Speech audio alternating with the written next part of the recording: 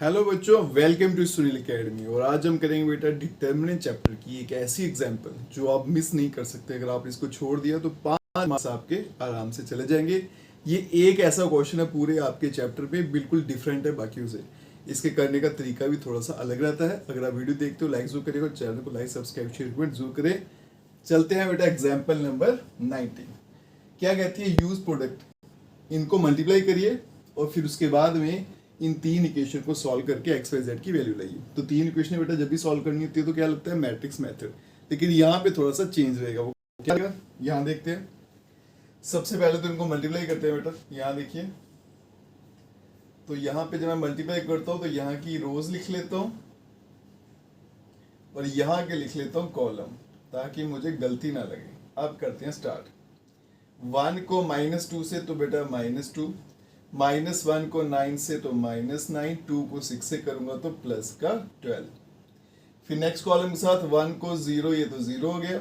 -1 को 2 से -2 हो गया, 2 को 1 से किया तो 2 हो गया।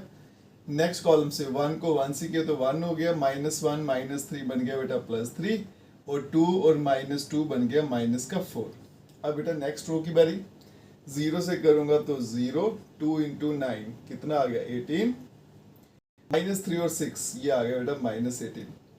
फिर 0 को 0 से किया तो 0 रहेगा, 2 को 2 से कर दूंगा तो 4 आएगा, -3 को 1 से किया तो -3 आएगा। नेक्स्ट चलेंगे, 0 से करूंगा तो 0, 2 × 3 -6, और -3 को -2 से किया तो प्लस का 6।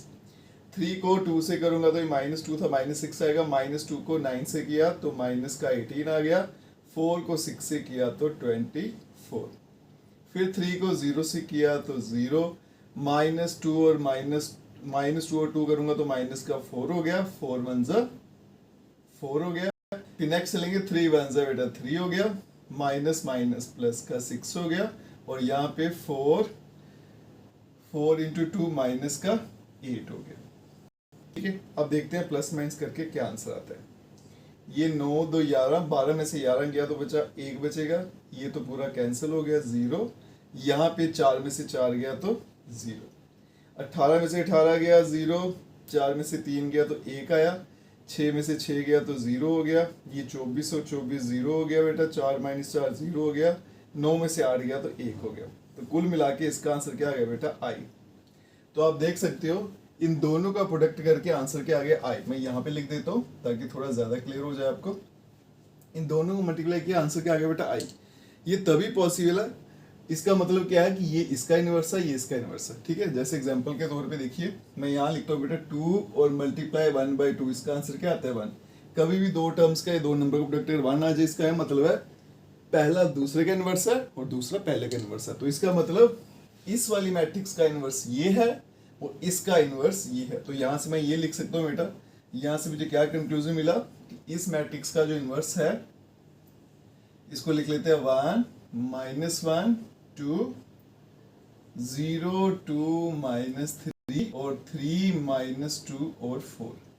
इसका जो इनवर्स है वो क्या है, इक्वल्स टू ये वाला -2 0 1 9 2 -3 और 6 1 -2। ठीक है जी, इसका मतलब क्योंकि दोनों प्रोडक्ट आई आ गया तो इसका भी मतलब है इसका इनवर्स ये है और इस वाले का इनवर्स ये है। तो मैं एक स्टेप और लिख सकता हूँ कि इसका इनवर्स करूंगा तो आंसर ये आएगा, लेकिन उसकी मुझे जरूरत नहीं है। ठीक है, तो इसका मतलब इसका इनवर्स ये आ गया। अब मैं चलूंगा 3 इक्वेशन पे, इनको मैट्रिक्स मेथड से सॉल्व करते हैं। तो सबसे पहले 3 मैट्रिक्स बनाएंगे बेटा, इसको मैं अलग कर देता हूँ इतने पोर्शन को। तो 3 मैट्रिक्स बनाऊंगा तो पहली आएगी ए, उसके अंदर आएगा 1 -1 2, फिर 0, फिर 2, फिर -3, फिर आ गया बेटा 3 -2, और यहाँ पे आ गया 4। दूसरी आएगी मैट्रिक्स बी, जिसमें आपका आ जाएगा 1 1 2, और तीसरी आएगी एक्स, जिसमें आएगा आपका x y और z। अब मैट्रिक्स मेथड का फॉर्मूला क्या रहता है, x = A 1b। थोड़ा सा फॉर्मूले पे ध्यान रखिएगा बेटा, A 1 मुझे निकालना है, लेकिन यहाँ पे अगर ध्यान से देखो तो 1 -1 2 0 2 -3 3 -2 4, ये और ये दोनों सेम है, और इसका इन्वर्स ये है, तो इसका मतलब इस वाली मैट्रिक्स का जो इन्वर्स है या फिर ए का इन्वर्स वो क्या है, ये है, तो मुझे निकालने की जरूरत नहीं है। यही इस क्वेश्चन में थोड़ा सा अलग था बाकियों से। बाकियों में क्या होता है, कोफैक्टर निकालिए, एडजॉइंट निकालिए, फिर जाके आपका आंसर आएगा, ठीक है। लेकिन यहाँ पे वैसा नहीं करना, प्रोडक्ट को इस्तेमाल करना है, इन्वर्स आपका सीधा निकल जाएगा और सीधा मैट्रिक्स मेथड डालेंगे और आंसर लाएंगे। तो x equals to A inverse के बदले में क्या आ जाएगा आपका बेटा, -2 0 1, फिर आ गया 9 2 -3 6 1 और -2। और यहाँ पे मल्टीप्लाई करेंगे बेटा, किसके साथ करना होता है, b के साथ, 1 1 2। अगर मैं इनको मल्टीप्लाई करूं, -2 को 1 से किया तो -2 हो गया, 0 को 1 से किया तो बेटा 0 हो गया, 1 को 2 से किया तो 2 हो गया, 9 को 1 से किया तो 9 हो गया, 2 को 1 से किया तो 2 हो गया, -3 को 2 से किया तो -6 हो गया, 6 को 1 से करूंगा तो 6, 1 को 1 से करूंगा 1, -2 और 2 करूंगा तो -4 हो गया, इक्वल्स टू ये कितना, पहला नंबर आपका 0, 11 में से 6 गया तो आ गया 5, और 7 में से 4 गया तो आंसर क्या आ गया, 3। और ये किसके बराबर था, x के बराबर, और x में क्या होता है, x y और z। तो इसका मतलब आपके जो x है उसका आंसर क्या आ जाएगा, 0, y का आंसर आ जाएगा 5 और z का आंसर आ जाएगा 3।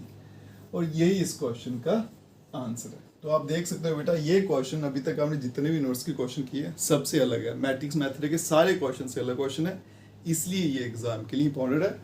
रिपीट कर देता हूँ बेटा, जब भी आपको प्रोडक्ट दिया हो तो फिर आपको ए इनवर्स यहाँ से नहीं निकालना, वो यहीं से आएगा। प्रोडक्ट फाइंड करिए, आंसर आपका क्या आएगा, आई के बराबर, इसका इनवर्स ये हो जाएगा, इसका इनवर्स ये हो जाएगा, ठीक है। इनवर्स आपको यहीं से मिल जाएगा और सीधा मैट्रिक्स मेथड वैल्यू डालेंगे और आपका आ लेंगे। और ये क्वेश्चन जो है बाकी क्वेश्चन से थोड़ा सा शॉर्ट भी है, अगर एग्जाम में है तो इसको जरूर अटेम्प्ट करिएगा, और आता भी पूरे 5 मार्क्स में। अगर आप वीडियो देखते हो लाइक जरूर करिएगा, चैनल को लाइक सब्सक्राइब शेयर कमेंट जरूर करें। Best of luck.